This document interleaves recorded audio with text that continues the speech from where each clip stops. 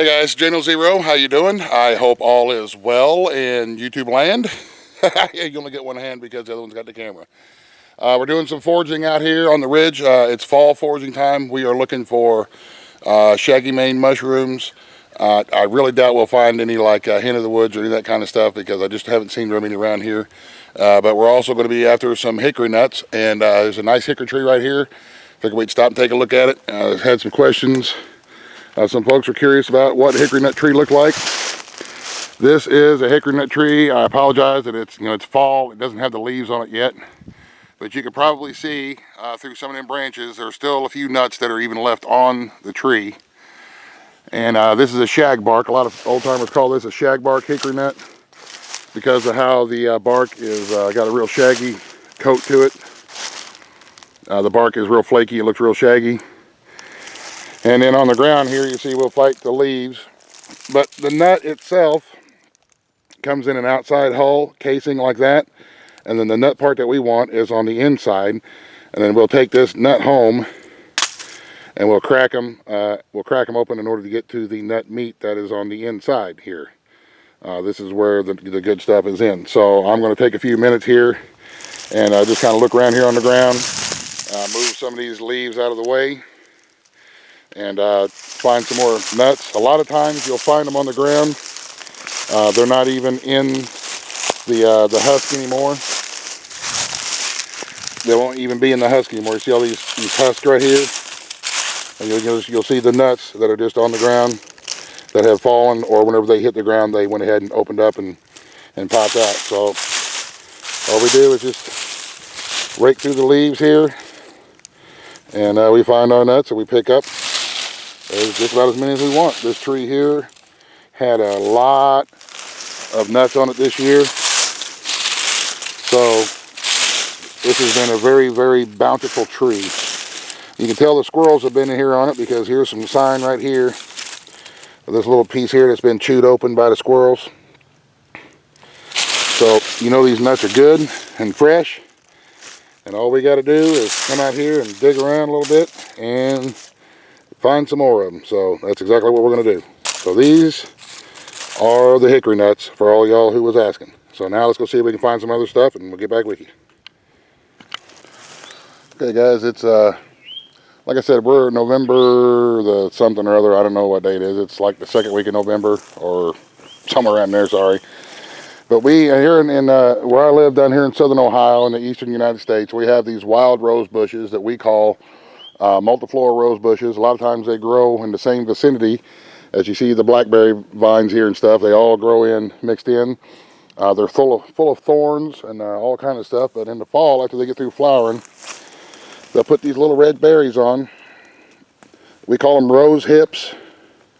And they taste nasty and they're disgusting and they're sour and bitter. And they're full of thorns, like I said.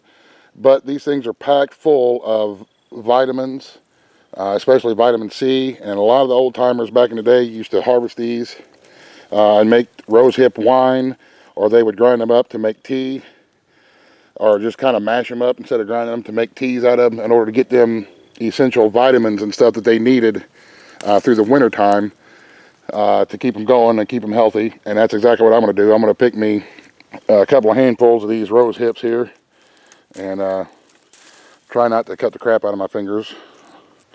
And that's what we're going to do. They're just like a little berry, but they're called rose hips. So we're going to get a few of these. I haven't found any mushrooms yet, but you know what?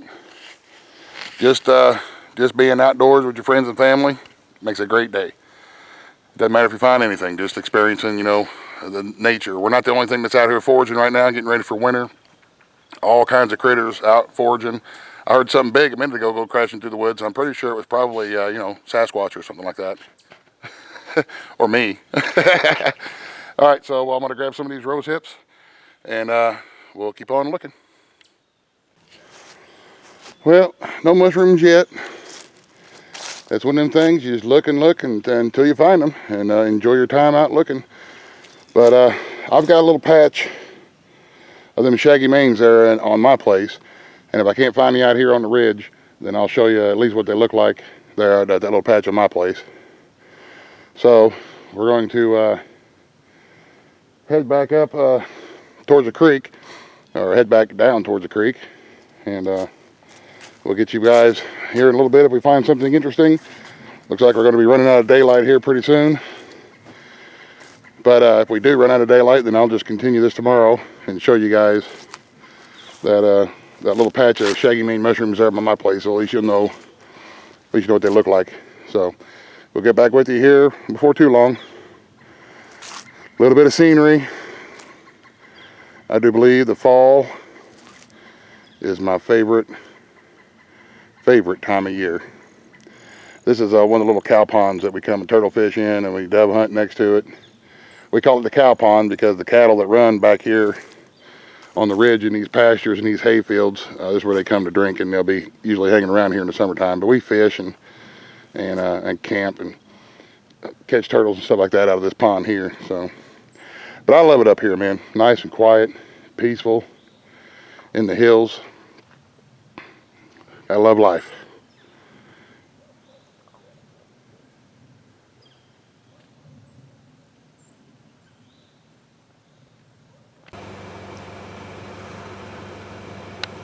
I think they're after the same apples I'm after.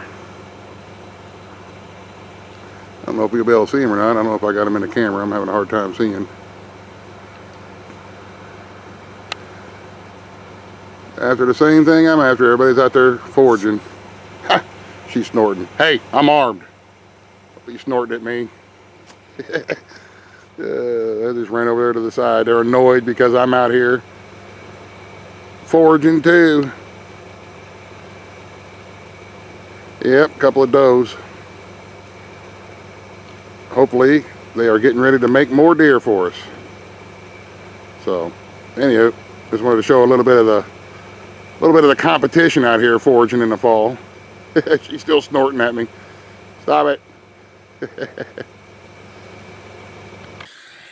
Okay, we've got some shaggy mange right here that I'll show you here directly, but I want to mention when you're out foraging, please be careful, and please do some research in your area for what your area has to provide. A lot of these wild mushrooms and other wild berries and stuff can be really bad for you if you don't know what you're looking for. There are certain types of mushrooms that grow here in my area that if you misidentify them and you eat them can be very bad for you, and even could cause, like a mild case of, death. So be careful. What I recommend is what I did. Is I asked old timers, up and down the creek, what's good and what's not, and they showed me. And these are some of the ones that they showed me. So please do some research and be very careful whenever you're gathering wild edibles. Typically, nuts and so on and so forth like that, you're going to be okay with. Some of them may have a little more acid than other ones, but mushrooms is one of the things that you got to be careful with. So here we go. These are what we call shaggy mane mushrooms. This isn't a real big patch. I was hoping to find a nice big patch. I believe these are like inky caps or something they call them, because you see whenever they start to spore, they get this. The bottom looks black and it looks like ink. This one here is not going to be good to eat. It's already too mature. These two right here are going to be really good. And what we do is just reach down by the stalk and pick them like that. They're pretty delicate. And then what we do when we cook them is we just split them in half, and then split them in half like this, and then we just fry them in some garlic butter. But this is what we have in the fall around here, and we call them the shaggy mane mushrooms, and they're pretty tasty. I'm not quite sure the nutritional value, or if there is any nutritional value. I'm not any kind of a mushroomologist dude or any of that kind of stuff. I don't know what the scientific name is, Mushroomaceous deliciosiness or something like that, but I do know that these here in the area that I live are edible, and we try to gather them in the fall, and usually we'll have them as a side dish with whatever we're having to have for dinner that night. So there you go. That's the shaggy mane mushroom, and we really like it when we come across a little patch of it. We find them growing in the grass areas like this. Usually they're not in the wooded areas. They're out here in the grass next to a road where there's some gravel. They like the open like that. So usually, pastures and hay fields and stuff like that is where we'll come across larger groups of them. So, and hopefully we will. This is a small one. There's only 4 here. Not really enough to mess with. But, we'll get back out and walk the pastures and the hayfields and see if we can't find some more. So, wish us luck. And now, I'll go show you about some the hickory nuts and how I crack them. Okay, guys, here's some of the hickory nuts that we got. There's probably, I don't know, 7-8 pounds or so in here. And there's still more that we can go up there and get. Here's how I crack them. Remember, you want the nut that's inside the hull here, inside the husk. You want this little nut part here. And a lot of times when we find them already out of the husk. But I crack them with some channel locks. I wear gloves when I do it. That way, whenever it snaps, I don't give myself blood blisters on my hands.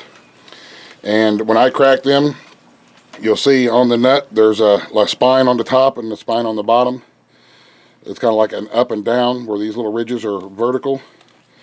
And when I crack them inside a deep box. That way I can hold them down here. And when I crack them, sometimes they kind of explode a little bit. That's why I put them in a box. That way it can catches them all. Like that. And then I can just sit around in the evening time if we're watching videos or watching a movie or just kind of hanging out or something. I can just sit here and crack a whole bunch of these into the box. I got one that's not cooperating here, of course, when the camera comes on. So we can just sit around and crack a whole bunch of these in the box like that. And then what we'll do is we'll dump the box out onto the table.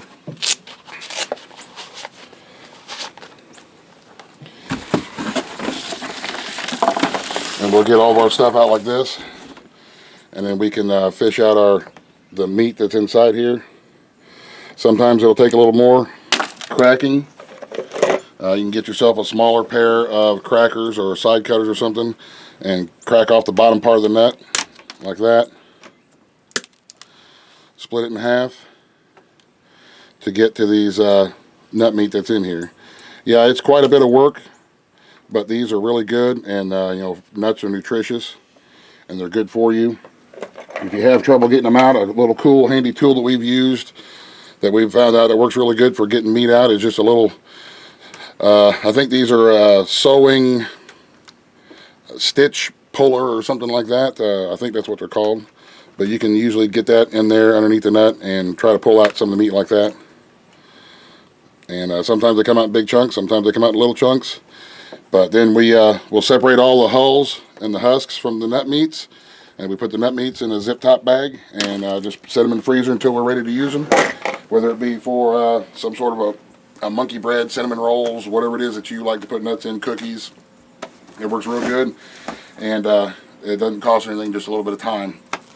Going out and getting them and then sitting around and cracking them. So short now in the daylight, hopefully it's easy to see and hopefully it comes out good. But that's what we do. And then over the course of the wintertime, we'll crack all these nuts up and we'll have them set aside and use them up and get ready for next fall. So there you have it, guys. There's some of our fall foraging. I hope this helps. Like I say, do some research in your area to see what your particular area has to offer in whatever part of the world that you are in. And yeah, so there you have it. You guys, thanks for watching. Have a great day. God bless. The end. Buzz, buzz. The end.